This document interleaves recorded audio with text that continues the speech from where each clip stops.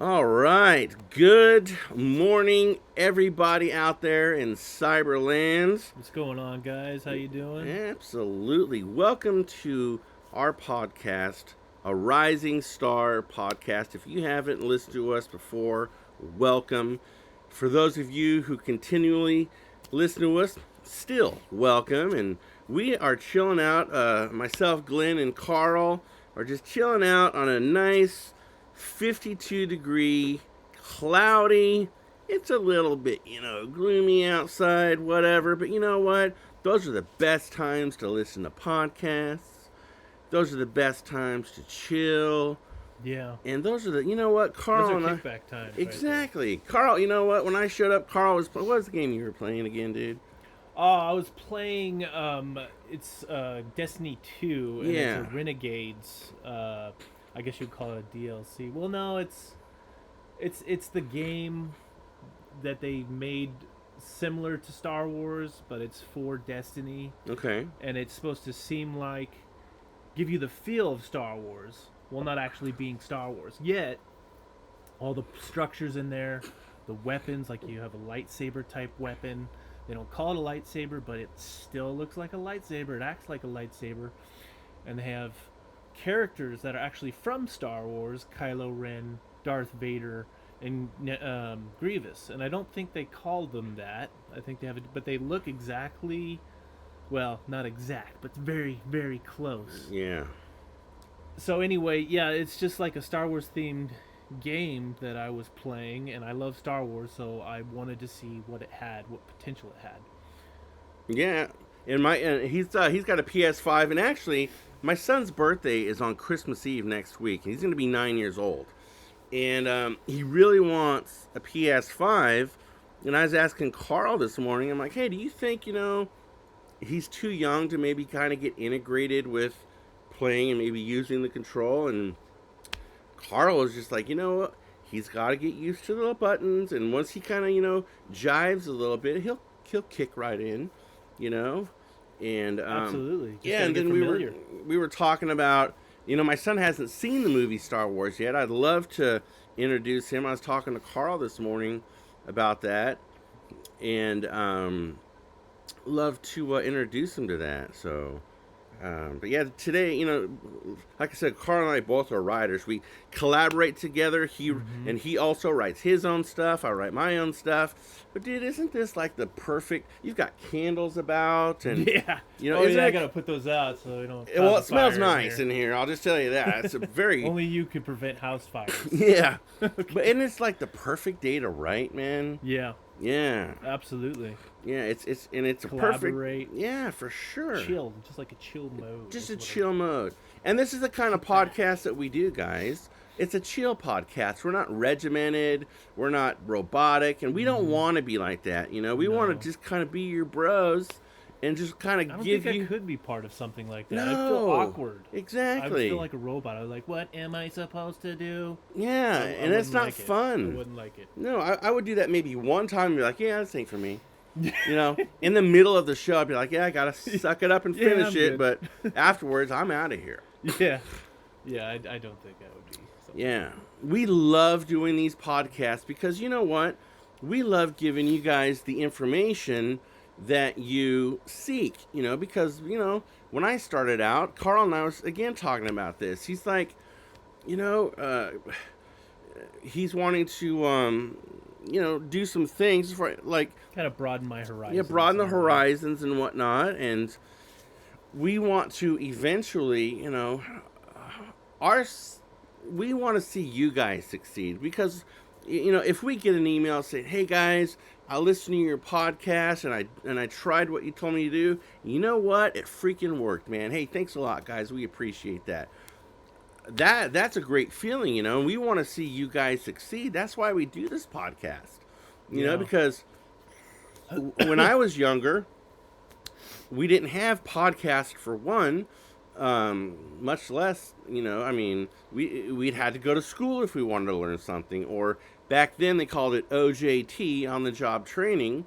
But then you got to find somebody that is nice enough to be like, okay, come on, kid. Isn't that weird how things change? Oh my so God, quickly, dude. and how you just like Oh yeah, now you can just learn online. You just find any video you want. Oh, you don't know how to do it?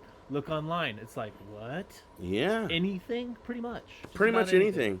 It's crazy. Yeah, it's like I mean, seriously, it's like Google it. you could literally. I mean, if you literally Google anything, Yeah. it'll just. I'm like, well, I didn't know that would pop up, and Yeah, it was. exactly. It- I'm it- constantly like surprising myself, and I'm like, would they have a video on this? And I type it in, and sure enough, there's a video, and I'm like, there's a video on this? Yeah, How is there a video on this? I'm like, well, it's a different time and era, man. Now they got videos on everything. They got videos on how to fix your phone. They got videos on how to play video games. They got Yeah. videos on how to act. I mean, you name it. They got a video on pretty much anything you want to do. If you're having problems figuring out something, well, how do I prepare to paint my house? They probably have a video oh on yeah, that. the modern day Tim Allen. Just anything. Electronics. Oh, I need to fix the electronics. Boom. yeah, Nutty. It's nutty. yeah, and we and again, guys, I always give you our information, either the beginning, at the end of the show, whatever. But you know what? If you haven't started following us yet, on our Facebook, we have a film community. It's Cellar 13 Films Community. You know, pop in there. We got about close to 1,700 members on there, and Nice. people interact, and people throw up maybe their own. Hey, we did a short film. Throw it up there. We want to see it. Yeah. You know, go to our website, Might end up collaborating with you cellar13films.com. guys. Absolutely. You never know. Dude, you know what? There's this guy that was, has seen our stuff and whatnot. Let me get his name right. His name, oddly enough, is John Wayne, and he lives in British Columbia, and he wants to collaborate with us. I've been talking to him the past 2 days. Say saddle up, partner. Yeah, and it's spelled Jon, Wayne. And you know I don't know what? if that's a good I've never impersonation. asked him. No, it was pretty good.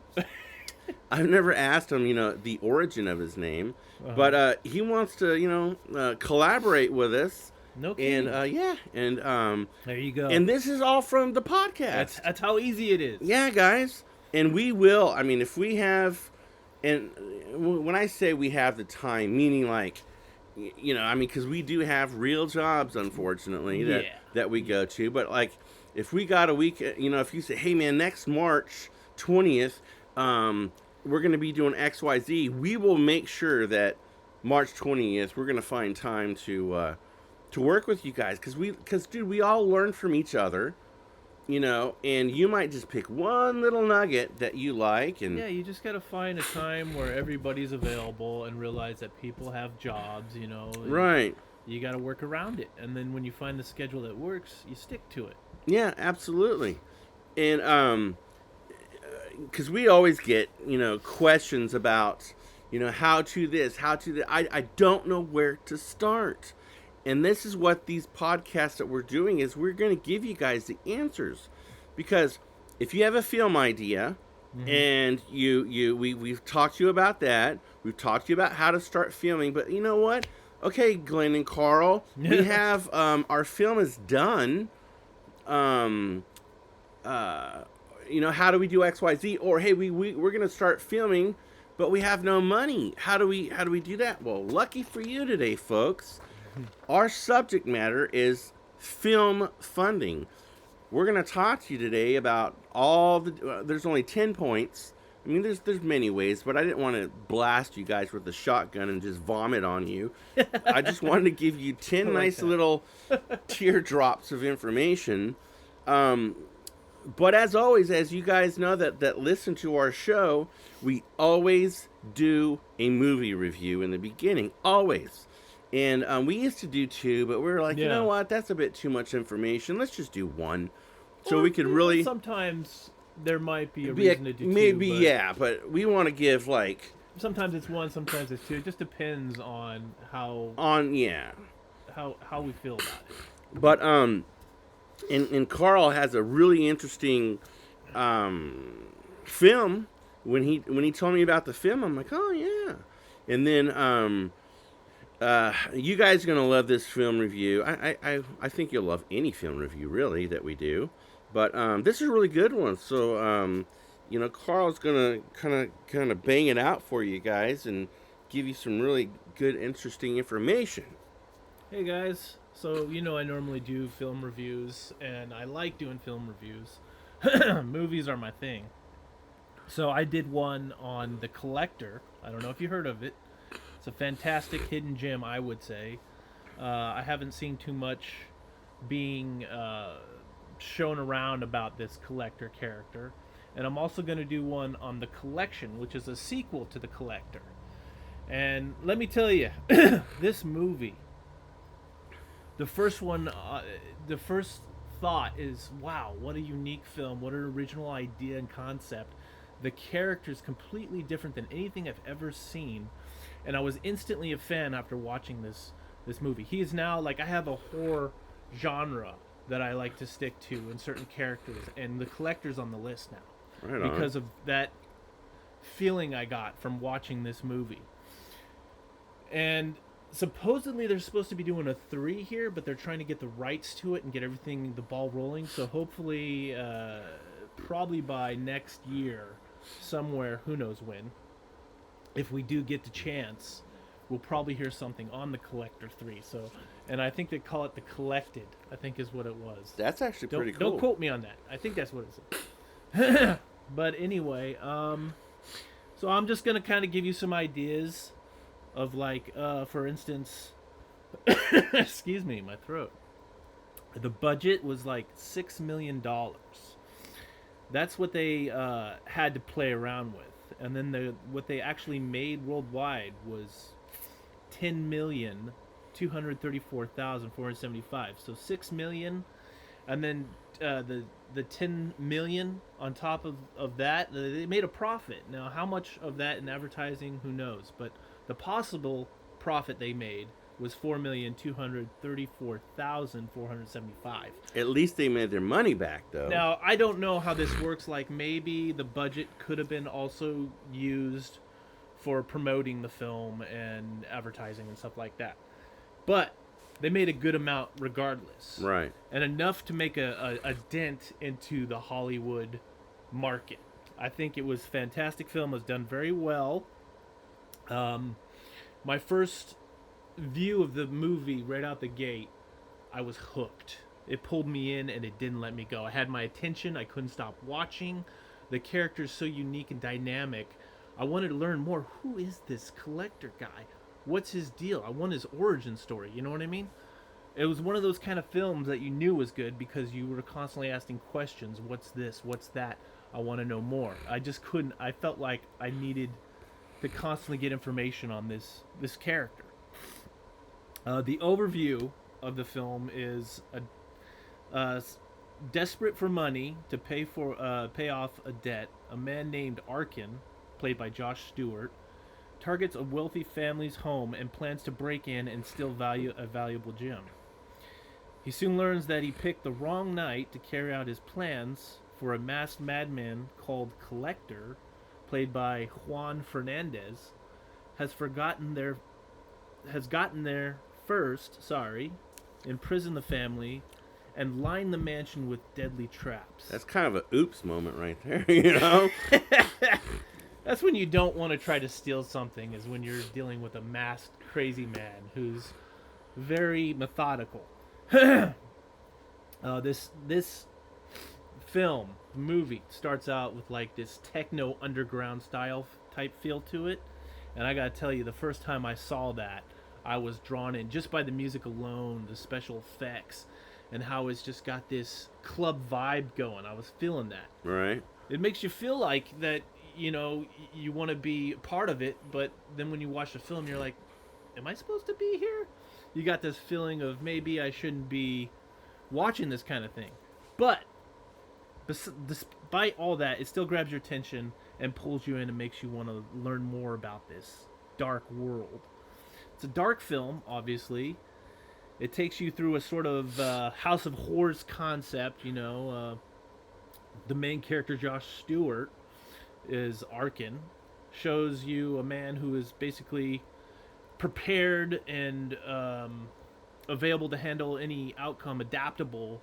He's good under pressure. He doesn't freak out. He like thinks about what's going on. Now, of course, naturally a human being would be like, "Oh my God, what's going on? What's happening?" He keeps that Cool. sensibility and collectiveness Yeah. to where he doesn't just lose his mind. Right. He finds a way to just, go, okay, this is not the normal. This is crazy. I don't know what's going on, but I'm gonna just try to remain calm and analyze what's going on. So it's an interesting kind of film, and it shows that his skill set for being a thief, which you can tell he's very good at and very stealthy, how he adapts to this situation with this character, the main character that is the villain. And he eventually crosses paths with Juan Fernandez, who plays the collector, who is very calculated and very methodical. He collects people he likes. That's what the collector does. And Josh becomes trapped by the collector when he tries to rob the house. That's where he runs into that predicament. And then he's got to figure out, oh God, how do I avoid this guy and get out of this situation? Because it's no longer about getting the money he needs. Now he's got to get out of there alive and away from this guy. So it's a very interesting concept. Hopefully I'm not giving too much away. No, I no, think no, you're not based giving on the anything trailers away. and everything, I'm trying to be Informative but encrypted without giving too much away. Exactly. I don't want to do too much of I don't want to do a spoiler alert, by accident. He's a creepy, weird guy, this collector, He's got a lot of strange personality to him. He's has a posture he does. He kind of sounds almost like an animal. He'll growl at times, or he does these really weird, creepy things, and it intrigues you as a viewer. You're like, oh, what's the deal with this dude? He is disturbed. Why is he growling like that? Right. What's he just standing in the corner watching him so weirdly for, with a knife licking it and just like, oh yeah, Right let me on. get some of that. You're like, whoa, what's going on here? But it's interesting enough to where you want to keep paying attention.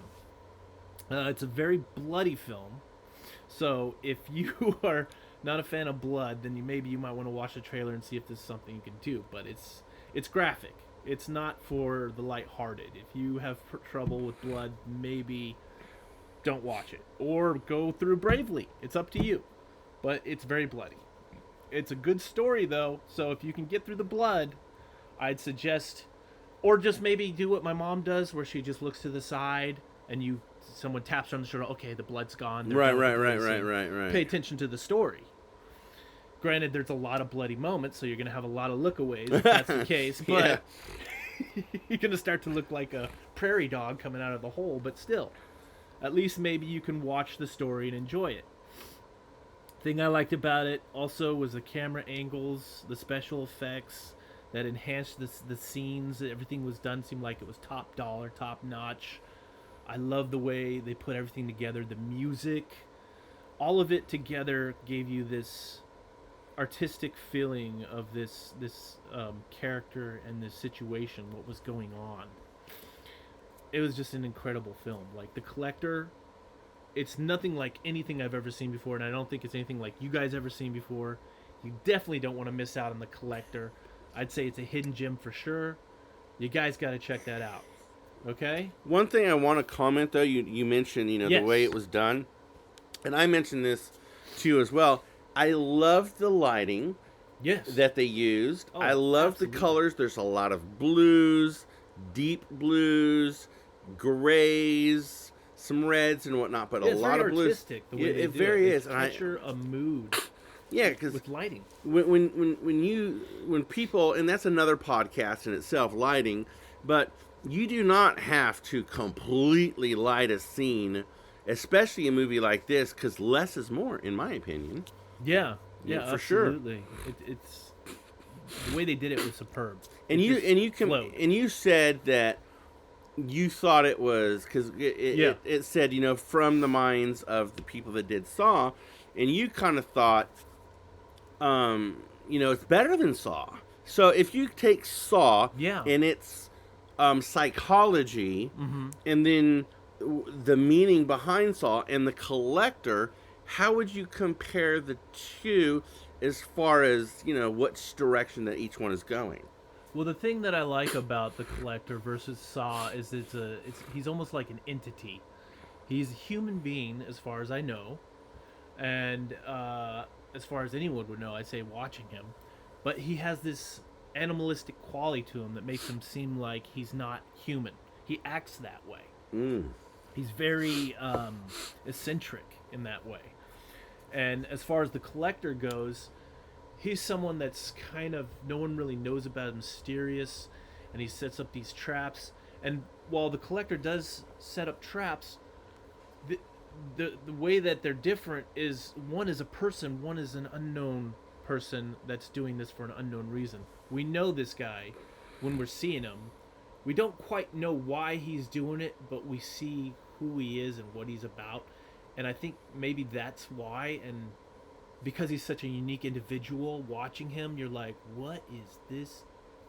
Who is this person? What is this person? Okay. You want to know, versus someone who's behind the scenes, you have no idea who he is. Great story, Right. but we don't have a face Yeah. to the trapper. and Yeah, all I that. can see that. I guess that would be the distinction. But I got one more. It's on The Collection. This is the sequel to The Collector, and it takes place right after the situation. I don't want to give away what happens.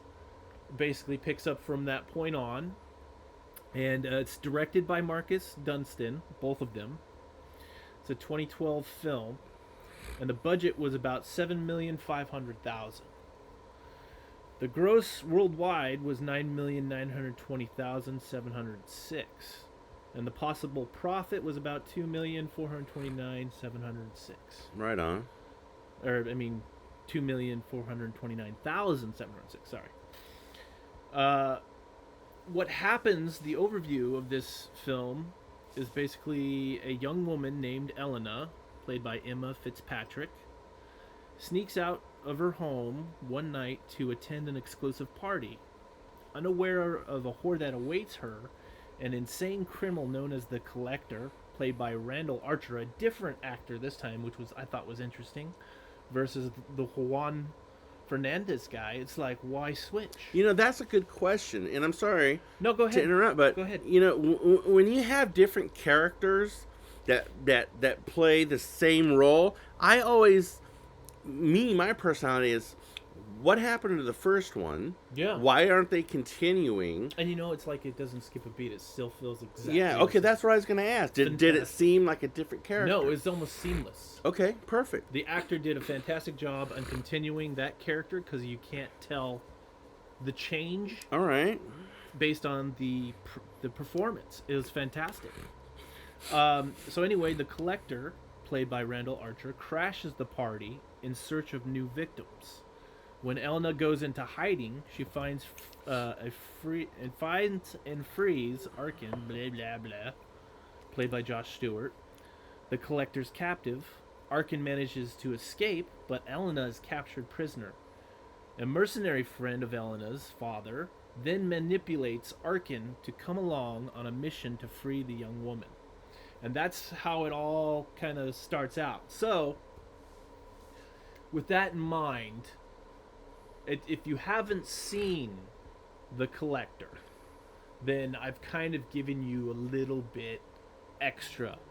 And I hope that's not too much of a spoiler alert. I should have probably thought of that beforehand. No, I don't think so. I don't. But if you're so far on this page, something tells me you would have figured that out anyway. So going forward, the movie starts out with like a club thing. Same thing. High energy, good vibes. This time we see a little bit further into the madness of the Collector, though. We get a better look at who this guy is. And now we see this place of torture and experimentation. A place that he created that we kind of explore in this second chapter. We get to dive further into the character of the Collector. Basically, when Arkin goes to help the young woman named Elena, who is kidnapped by the Collector, we see this crazy, I don't want to give away too much, but this not typical type of dressed up place like you would see in this, shall I say, abandoned warehouse or whatever. And I want, like I said, I'm trying to not give too much away, but to give just a little, you know. It's something else, guys. You got to see what this guy's place of torture and experimentation looks like. It's bizarre, just to say the least. Okay, so there's lots of elements that are brought in here as well, things that weren't in the first one. There's different parts that I wish I could tell you. I really do. But if I say something, I feel like I'm giving you a spoiler alert. Should I do that? Should I say spoiler alert? No. Okay. I think Just we know should. there's new stuff that you haven't seen before at all. Excuse me. In this movie, in this collector series, that you're gonna see in this one, and you'll know what I'm talking about when you see it. You'll be like, "Whoa, what's going on here?" But it's interesting and it makes perfect sense. It enhances the flow, really. It keeps the story going and it adds something new to it. Josh Stewart, Arkin, I'm always going to say that, is trying to survive this second encounter with the nightmare known as the Collector. And the story unfolds to its conclusion, which we basically get to see how these two men, the Collector and Arkin, are so resourceful and good at dealing with the difficult situations on the spot, being able to just jump from one task to the next flawlessly almost. And they're almost like the yin and yang, because when they come together, they're perfect. And what's the word I'm looking for? Symbiotic. I don't know. I know. Yeah. They basically gel mesh. No. Or Anyway. is it something opposite? Yeah, the word's not coming to me, but basically, one's good on the good side, one's on the bad side. They both match. Oh, yin and yang. And they collide perfectly against each other. Okay. On opposite side, opposing sides is what I don't know how I'm gonna. Anyway, you get the idea. So basically, it's a brains and bronze match of the two in a no-holds-barred match. And it's going to be a bloody good time when you watch it. Let me tell you, it's just as bloody as the last one. And it's even creepier and weirder and more intriguing and just fucking incredible.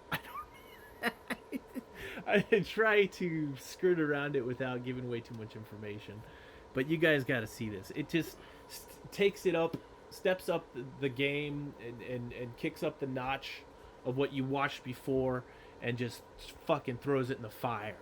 It's incredible. The minute you start watching this film, you're gonna be like, whoa.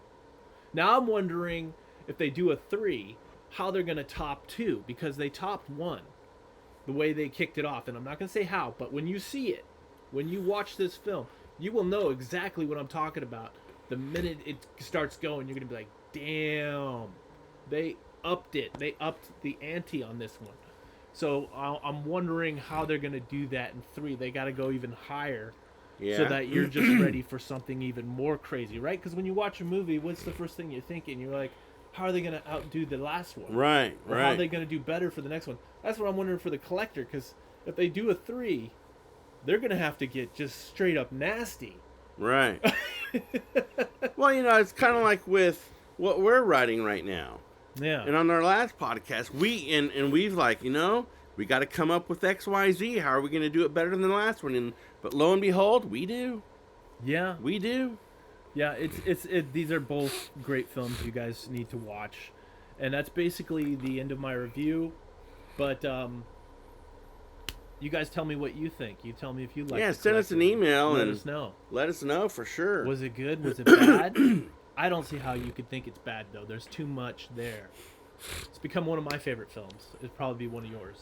All right, Glenn. With all these films that Carl reviews, and especially like this one, you think to yourself, I have an idea. How do I get it on the screen? How do I get it, completed? Well, as I said, today's your lucky day, because it's on Film Funding, and I'm going to give you 10 different points Now, and it's really in no particular order. When I give you these points, it's not like, oh my God, he said this, I got to do that first. No! It's kind of like a guideline. It's a blueprint, guideline. Oh, okay, It's yeah. like if I give you if Carl gives me a recipe for lasagna, Right. and I'm like, and there are some people that do this, guys, they put sugar in their sauce. And I'm like, what the fuck? No. I don't want a sweet lasagna, so I'll omit that, but I might add garlic powder where he adds onion powder. These are just guidelines. And if you guys want to be Right. like, I'll try this, I'll try that, make a combination of both. But you know what I say? Use what works for you. Exactly. You know what? So the first one is obvious, through a studio. But let me caution you, when you go through a studio, you're going to kind of handcuff yourself because the studio thinks they're the big boss and they want to control everything, and they want to control aspects of, yeah, we don't want that actor that you want. No, we don't want. No, we don't like. No. So you're going to have to deal with that. I will tell you that right off the bat. So the film studio handles most of the financing when a feature-length film is being made under the umbrella of a major film studio called basically a Hollywood film. So the company producing the film is usually tasked with doing the legwork to gather enough investors for the film. So you sit back in your recliner, drink your Blood Moon martini, and let the studio do all the work. But when they do all the work, in their minds, they have all the power. And if you don't mind them giving you, quote, suggestions, which is more of a demand, then they're going to be like, well, if you want this money, you're going to have to kind of conform to what we want. It happens all the time. And it doesn't matter if it's a horror film, a rom-com, doesn't matter. I mean, it's dude, how many times have we've done research on films and we found out, oh, so-and-so actor was the first choice, and the one who actually got it was the 10th choice. You know? Yeah, I mean, you it think happens it's gonna all the be time. This certain actor here, and then it turns out, no, actually, we did a bait and switch. Now we're doing this actor instead. Yeah, And exactly. you're like, what the hell? I wanted to see that actor. For sure. Yeah, I kind of hate when they do that, but yeah, it happens. And then we're stepping into Carl and I's wheelhouse, which is independent films. So, independent films is a film project made without the help of a major studio, and it's either called an independent film or they can shorten it down. It's an indie film. I mean, you guys have heard, hey, we're doing this indie film festival in Austin. You know, they have that all the time at South by Southwest every year. So, when a film is being produced independently of a studio, it is up to the film's producers to secure financing for their project. So that's what basically a producer does. A producer is the guy or girl or whatever you want to call yourself, go out and get the money for the film. That's their job. So independent filmmakers use their personal networks, you know, maybe tax credits, grants. They patch together funding to make their film any way that they can. I should say any way that we can, because Yeah. to be quite honest, folks, I'm going to step back to, I believe, 1977. Sylvester Stallone wrote, I think it was 76, wrote Rocky, and the studios initially says, hey man, we like your script, we'll give you 50 grand. Well, back then that was a lot of money. Stallone said, nope, I want to be the actor. I feel that I'm the only person. He goes, I've looked at other. They wanted James Caan. They wanted Nick Nolte, you know. And Stallone was like, nope, nope, nope. And they started upping the ante, 350,000. He's like, nope. That's what I'm talking about. The studio will like your idea, but they want to just kind of, here's some money, go away, and do whatever. So how important is it for you to make your film? I personally, like if Carl and I, the thing, because we've talked about this, if Carl and I, we've said, hey man, if they offer us $2 million and say, here, we like your stuff, here's $2 million, piss off, we'll do it ourselves. We've asked ourselves, would we take the money? Yeah.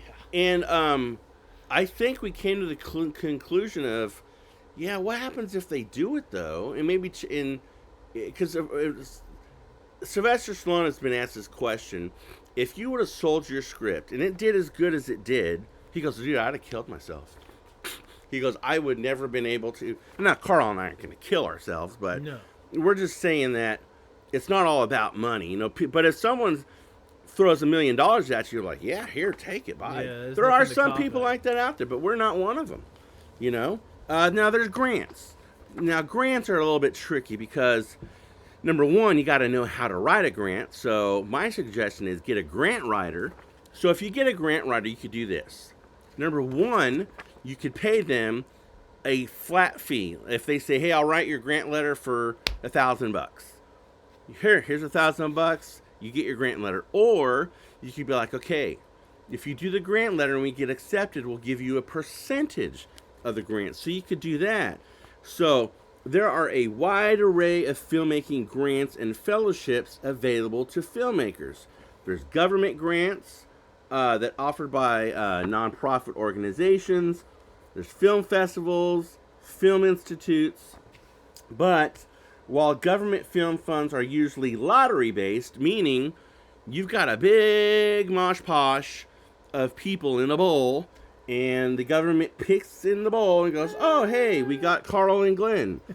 So there's other film grants that are merit-based, meaning that aspiring grantees need to go through an application process to receive the grant money. Now, but many grants require, now listen to this word, ladies and gentlemen, specific criteria.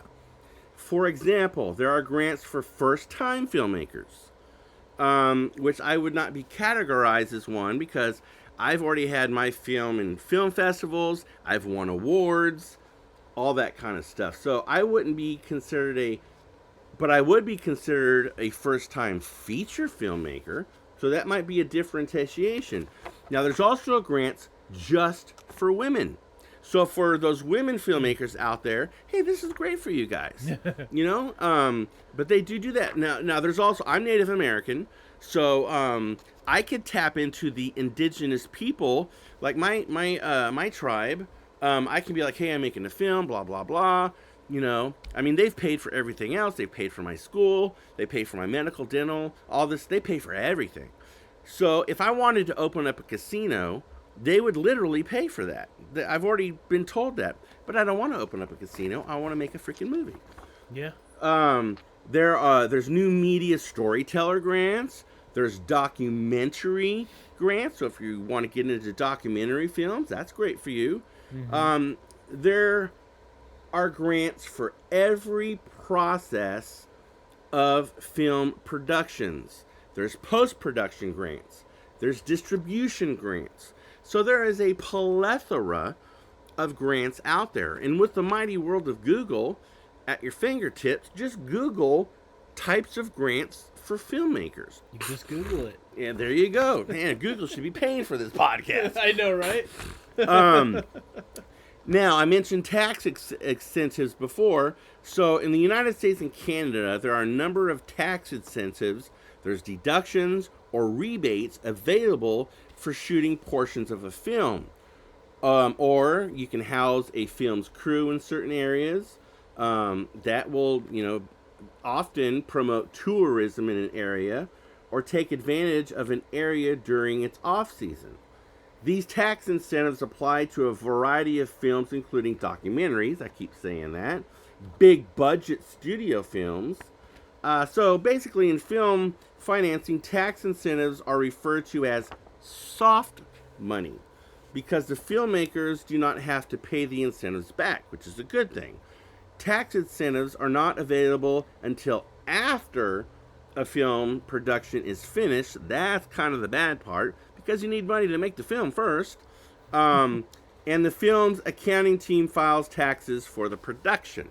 So that may not work for a lot of people out there, and that's okay.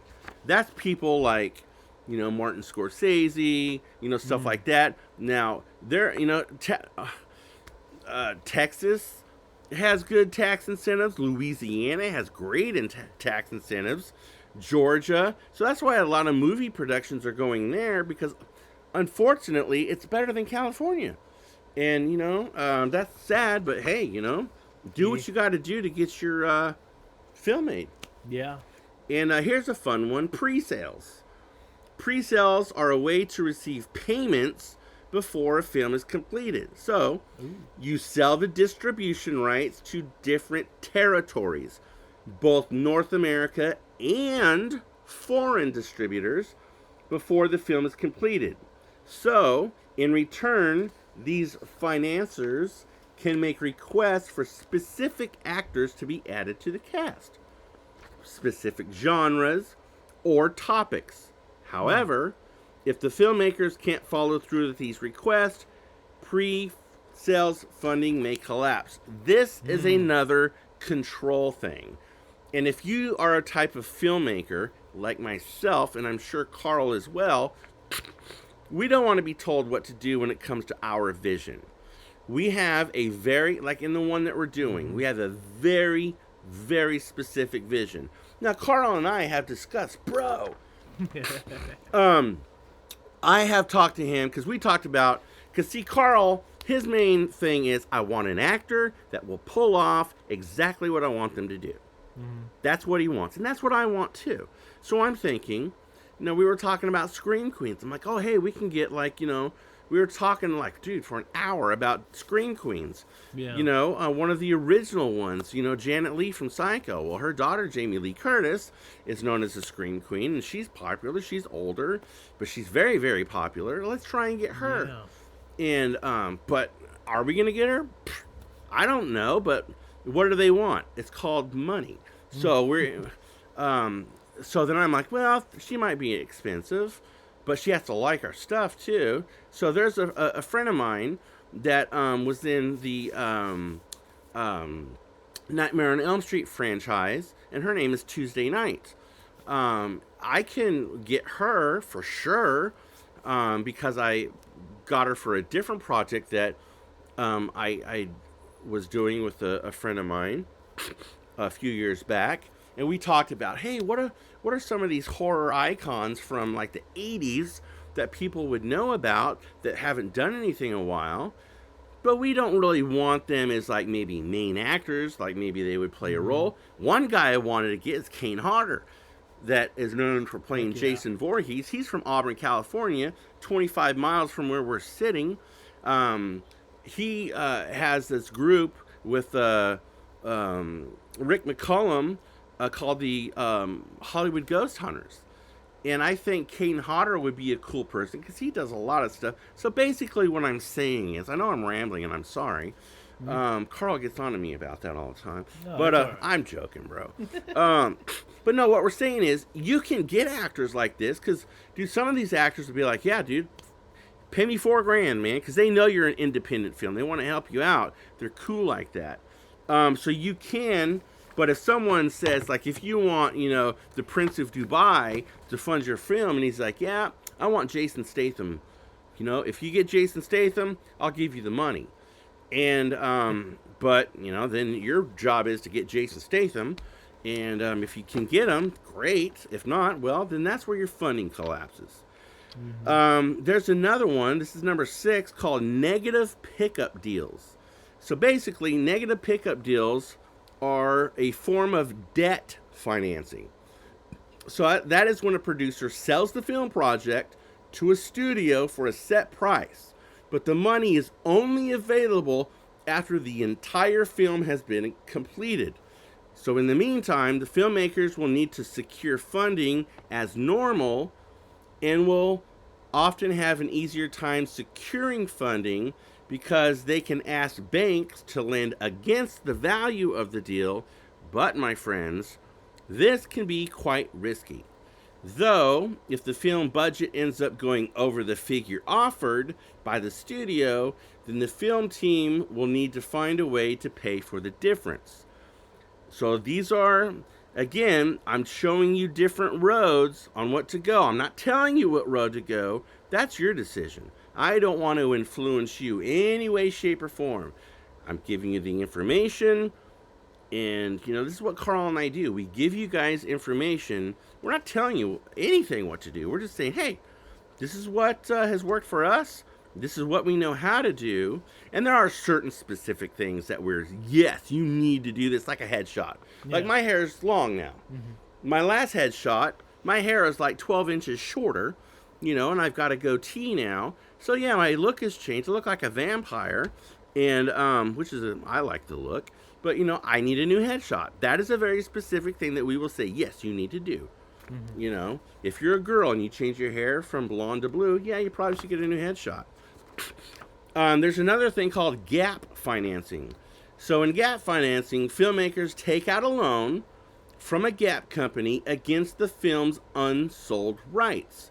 So this includes box office rights, streaming permissions, DVD sales. Gap financing presents very high risks for both parties involved because it is impossible to predict how a film will perform in either North America or foreign markets. And the estimated value of the unsold rights may be inaccurate and yield a poor return on investments. Like, there are many films out there that people that are making them, like, oh my god, yeah, dude, we're gonna make millions off of this, and they flop.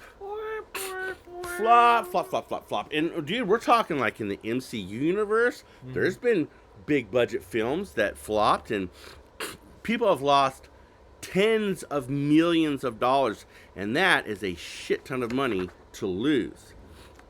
Now here's my favorite.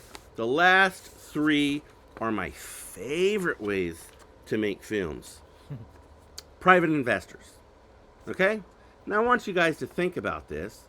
Trying to fund your film is a lot like being a startup. A startup in anything. I mean, I had a startup food truck a couple years ago with my friend Ashley.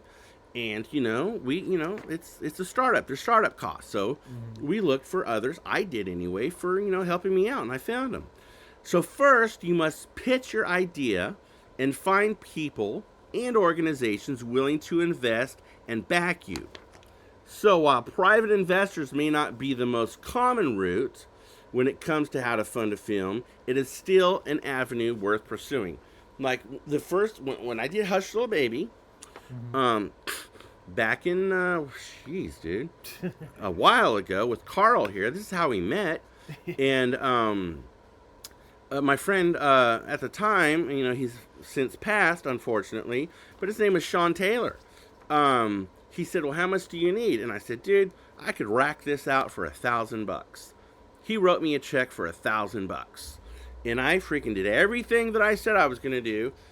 And I got the $1,000. So then, when I did the prequel called A Raven's Cry, we had a viewing party. And at the end of the viewing party, he wrote me another check. And lo and behold, there was another guy that was in Hush Little Baby, that was the actor with you in the car. He wrote me a check. So those are private investors that believe. Now, if you have a good pitch, say like horror, like Carl and I do, we're not going to go to the pastor of a local church and be like, hey, we're doing a horror film. No, because he's going to say we're going to burn in hell with the devil. So what we're going to do... You're going to burn in hell! Yeah.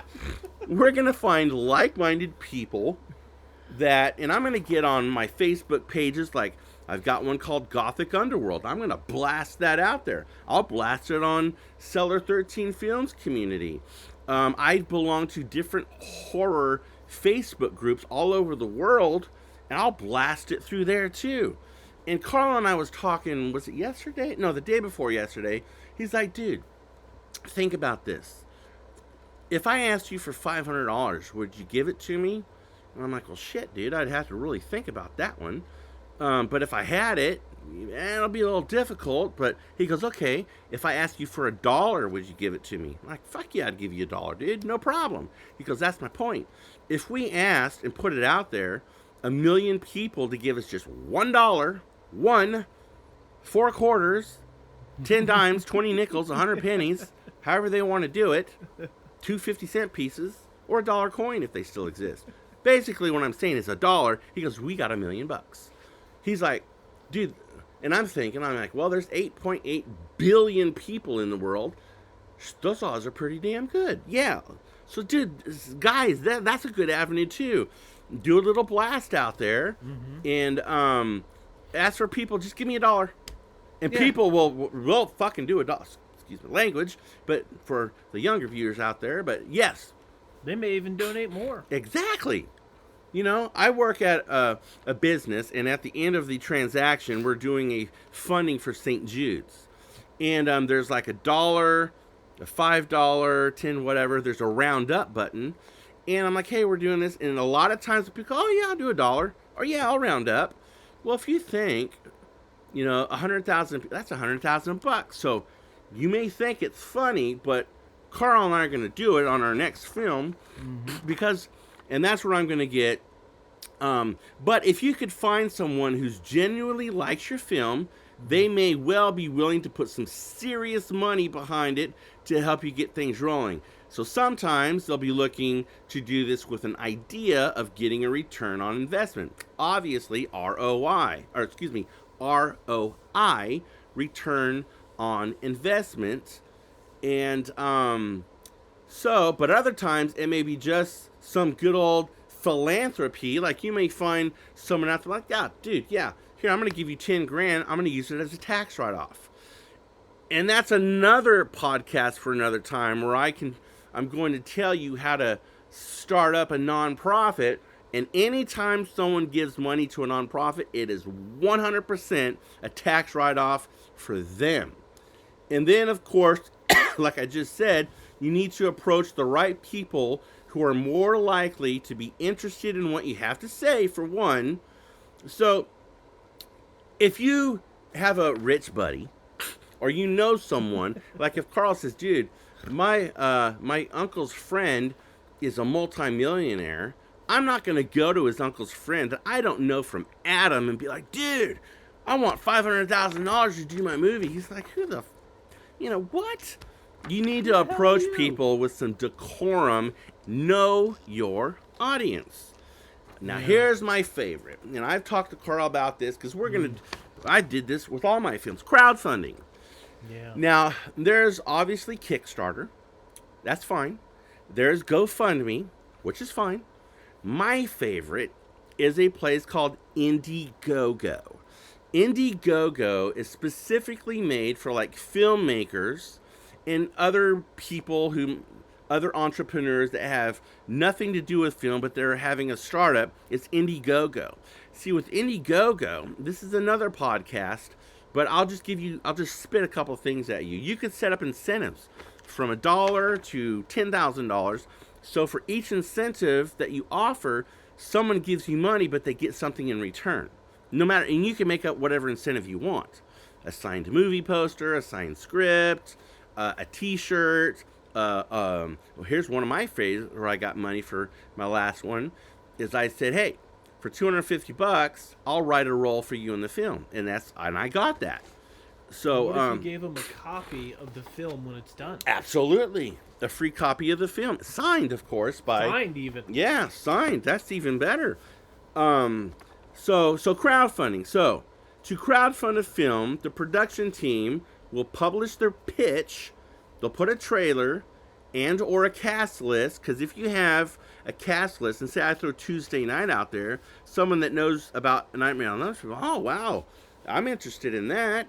Yeah. But if we got someone big, yeah, you definitely want to promote that out there. So a number of small budget films have definitely been able to raise a portion or all of their financing through crowdfunding campaigns. And here's another one, our very last point of the day, point number 10, that you should do any film that you do, whether you've got $20 million, I would still do this. It is a thing called product placement. So product placement is a form of film financing where filmmakers agree to feature certain products or brands in their film in exchange to receive either one, free products, for example, a high-end cars for chases, or direct film financing. So if you're doing, like, say, a chase scene, and Chevy comes to you and says, hey, man, we got this new car. It would be awesome if it would be okay. Well, if you want your car featured in our film, it's going to cost you $1 million. Well, boom, boom, boom. Or if Budweiser says, hey, we noticed because in our film that we're writing, there's a lot of drinking in it. And Carl's like, dude, there's drinking in like every damn scene. People are going to think we're alcoholics. And I'm like, so if we get like name brands, because there's one, it's not a spoiler alert, but there's one drink in the film that we're writing. It's called the Blood Moon Martini. I'm not going to tell you what it is. You watch the movie to find out. And but it's in there a lot. And Blood Moon Martini, I like mine with vodka, but if a specific vodka company says, oh man, dude, we're going to, we love that, we'd like to put our product in there, then you negotiate a price. You have a price in mind, don't give it away, let them offer first, because you might say 30,000, but they were going to offer you 100,000. So keep your mouth shut when it comes to product placement and say, hey, what do you guys offer? And if, see what they say. And if it's way more than what you expected, don't go get excited crazy. Keep your composure and make the deal. But those are just some ways, folks, that you could get your film financed. And there's other things that you could do. But again, I don't want this to be a 3-hour podcast.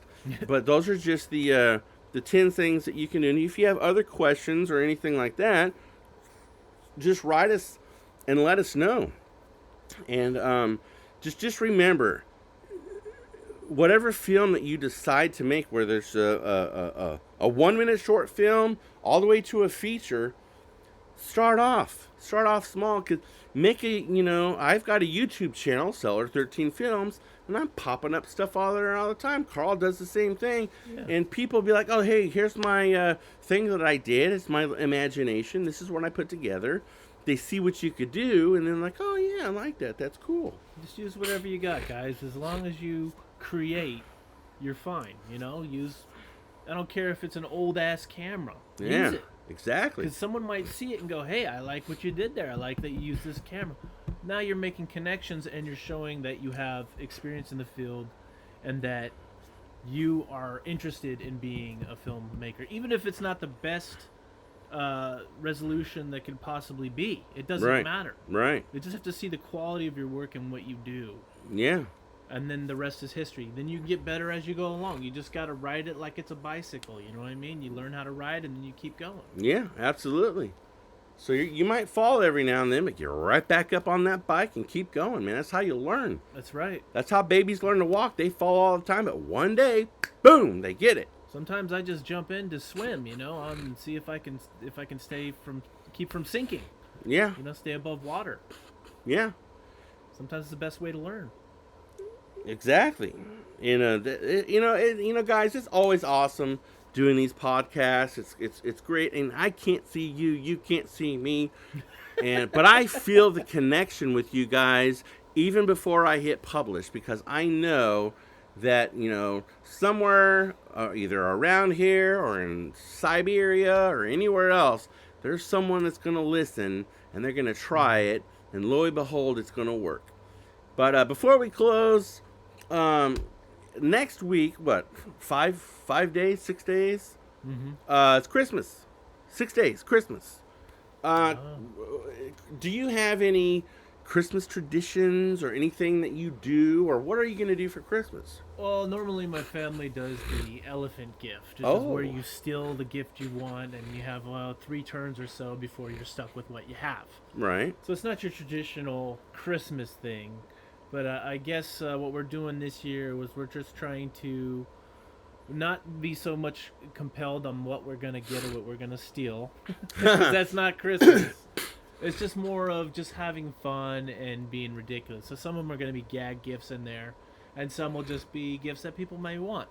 But the idea is to not get caught up in taking something you want. Right. It's to just enjoy the moment of being with family and having fun. That's the whole idea. Right. And I think that's better than actually getting an expensive gift for somebody. I think it's like the whole point is to unite with your family and be together on the holidays. I know it sounds hella corny. No, but it's true, but, dude. I mean, when I do Christmas, I can buy whatever I want before Christmas for myself. I don't need to have someone get something for me because that's not what it's about. Right. If I get something for somebody, it's because I want to get something for somebody and not because I expect to receive something. Right. But that's just me. So that's what I do. Yeah, my kids and I, we had a tradition with their mother. For the past several years, we would go up to Red Hot Casino, and we would do their special Christmas buffet, and they got a big ass 20+ foot tree, and I'd always take a picture of them in front of the tree, and then of me and them in front of the tree. But that was our tradition. But their mother and I aren't together anymore, so I think that we're gonna start our own new traditions now, and I think that I think it's good to have tradition because it gives, especially for kids, it gives them something to look forward to and something fun, and it doesn't have to cost anything. Right. It could be anything.